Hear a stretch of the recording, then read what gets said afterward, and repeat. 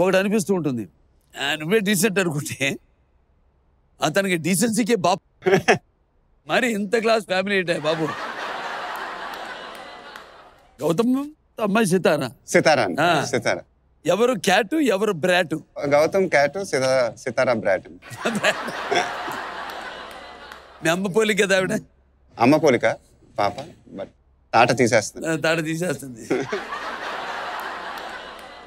అంటే ఒక చిన్న టెస్ట్ పెడతాను. కంప్లీట్ ఫ్యామిలీ మ్యాన్ కదా, నీకు కొన్ని సిచ్యువేషన్స్ ఇస్తాను. వాటిని మీ ఇద్దరు పిల్లలు ఫేస్ చేస్తే ఎవరు ఎలా రియాక్ట్ అవుతారో నువ్వు నాకు చెప్పాలి. ఇప్పుడు దాన్ని బట్టి వాళ్ళ మీద నీకున్న అండర్స్టాండింగ్ తెలిసిపోతుంది. ఒక వెకేషన్ ప్లాన్ చేసుకుని క్యాన్సిల్ అయిపోతే గౌతమ్ ఎలా రియాక్ట్ అవుతాడు, సితారా ఎలా రియాక్ట్ అవుతుంది? గౌతమ్ బేసిక్గా ఏదైనా ఒక రియాక్షన్ మామూలుగానే ఉంటుందండి. బికాజ్ ఐ థింక్ ఇప్పుడు 15 ఏళ్ళు గౌతమ్కి. సో వెకేషన్ అయినా ఓకే, వెకేషన్ లేకపోయినా ఓకే, అతను ఒక మైండ్ సెట్లో ఉన్నాడు ఇప్పుడు. సో సితారా అంటే వెకేషన్ అంటే ఇంకొంచెం ఎక్సైటింగ్గా ఉంటుంది దానికి. ఎందుకంటే క్యాన్సిల్ అయిందంటే ఇల్లు మీద పందిరేస్తుందేమో కదా. అడుగుతుంది ఎప్పుడైనా? అడగకపోతే అడగాలి.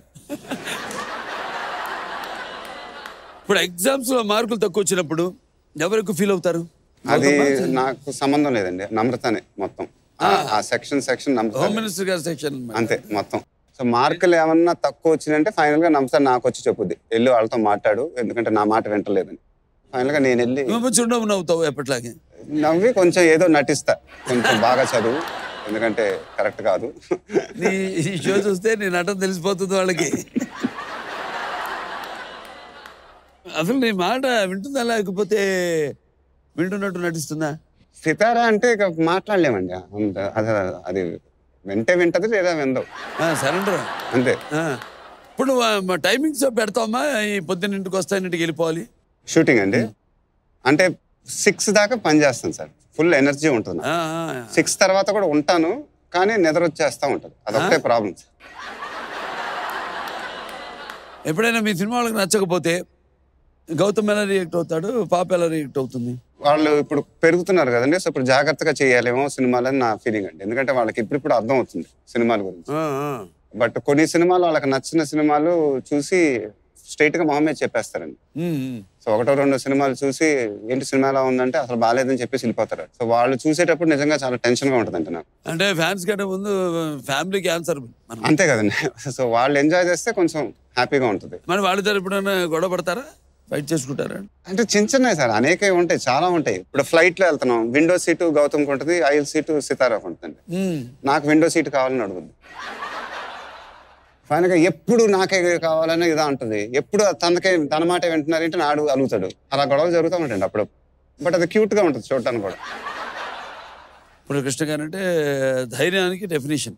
నాన్నగారు కూడా రామారావు గారి ఫ్యాన్ అండి యాక్చువల్గా. అది చాలాసార్లు చెప్తారు. ఇప్పుడు అల్లూరి సీతారామరాజు సినిమా ఉంది, నాన్నగారు తీద్దాం అనుకున్నారు, సరే తర్వాత నాన్నగారు తీశారు కృష్ణ గారు సినిమా. దీంట్లో 2 ఉన్నాయి. ఒకటి ఒక అభిమానిగా ఇప్పుడు ఉంటారు, నేను కూడా ఎన్నో సినిమాలు చేద్దాం అనుకుంటున్నాను, ఇంటర్వ్యూలో చెప్తాను అని చేయలేకపోవచ్చు. నేను ఒక ఫ్యానే ఆర్టిస్ట్ అనుకోండి, ఇప్పుడు నాన్నగారు కృష్ణ గారు లాగా మా గురుగారు చేయలేదంటయా, నేను ఆర్టిస్ట్ అయ్యి ఒక సూపర్ స్టార్డమ్ అందుకున్నాక చేస్తాను, నేను ఆయనకి బహుమతిగా ఎంచుకుంటాను అన్నట్టు తీశారా, లేకపోతే ఒక కాంపిటీషన్గా అన్న దాంతో తీశారా అన్న ఒక ఆలోచనతో తీశారా? యాక్చువల్గా ఆ ఏడే నేను పుట్టాను సార్, యాక్చువల్గా 1975 అనుకుంటాను. అప్పుడే ఆ ఇయర్ పుట్టాం, 1975 ఆ ఏడే పుట్టాను యాక్చువల్గా. బట్ నాకు తెలిసి అది ఆయన ప్యాషన్ అండి సీతారామరాజు. ఆయన గర్వంగా ఆయన హార్ట్ లో నుంచి వచ్చిన ప్రాజెక్ట్ అండి అల్లూరి సీతారామరాజు అనేది. అండ్ నాకు చెప్పింది ఏంటంటే, ఆయన ఎప్పుడు చిన్నపిల్లలుగా నాకు చెప్పింది ఏంటంటే, రామారావు గారు ఎప్పుడు చేద్దాం అనుకున్నారు ఈ సినిమా, బట్ నేను సీతారామరాజు చేసిన తర్వాత ఆయనకి చూపించినప్పుడు, కృష్ణ చాలా బాగా చేసావు ఈ సినిమా, నేను కూడా ఇలా చేసి ఉండకపోవచ్చేమో.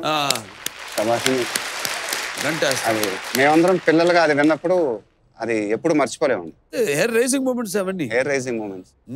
దీనివల్ల ఏమైపోయిందంటే అల్లూరి సీతారామరాజు అనేది నాకు ఒక బైబిల్ లాగా అయిపోయింది ఆ సినిమా. ఒక దానవీర సూరకర్ణ, ఒక అల్లూరి సీతారామరాజు చరిత్రలో శాశ్వతంగా నిలిచిపోయిన బైబిల్స్.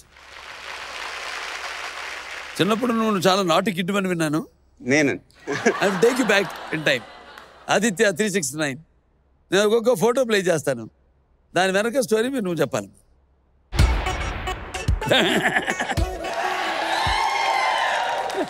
దీనికి అదేంటి?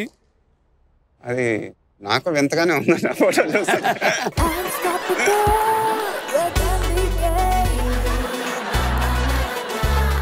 కొడుకు దిద్దిన కాపు. కొడుకు దిద్దిన కాపు అనుకోకూడదు. అది చిన్నప్పుడు వింత వింతే చేయించారు. కొడుకు దిద్దిన కాపురం సినిమా ఊటీలో షూటింగ్ అండి. అప్పుడు షూటింగ్ అప్పుడైతే విపరీతమైన అప్లాజ్ వచ్చింది నాకు. బాగా కుర్రోడు బాగా చేస్తున్నాడు, పెద్ద స్టార్ అవుతాడు ఫ్యూచర్ లో అని అందరూ మెచ్చుకున్నారు. సో లోపల విపరీతమైన బాగా హ్యాపీ ఫీల్ అయ్యి ఆ రోజు కొన్ని ఎక్స్ట్రా చాక్లెట్లు కూడా ఇచ్చారు నాకు. Extra chocolate. నెక్స్ట్ ఫోటోకి వెళ్దాం. ఇది కొడుకు దిద్దిన కాపురం షూటింగ్ అప్పుడే. నాన్నగారితో ఆ సీన్ నాకు బాగా గుర్తు. ఆయనే డైరెక్టర్ ఆ సినిమాకి కూడా. సో ఏం చెప్తున్నారు ఆయన నాకు ఆ సీన్ ముందు ఒక డైలాగ్ చెప్పారు.